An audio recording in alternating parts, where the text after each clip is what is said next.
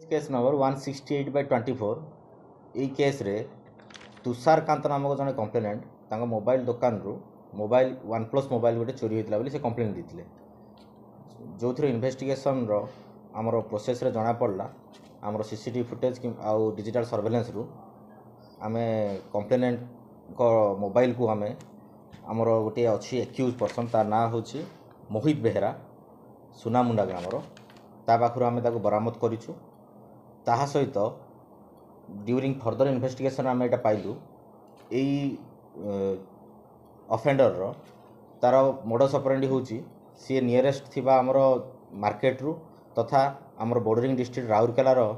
different location रु railway station रु से छिनताई सहित मोबाइल लैपटॉप एमती चोरी करे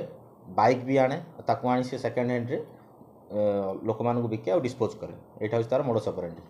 तो यही केस आमर इनिशिएट जब है से आमर एसपी सार निर्देश क्रमे आम गोटे स्पेशल टीम गठन करूँ आउपर आम एक्यूज को एप्रेहेंड कर पाखु आम चोरी होता मोबाइल फोन सहित अदर 6टा फोन जबत करूँ ता सहित गोटे लैपटॉप आउ 2टी बाइक जोटा आम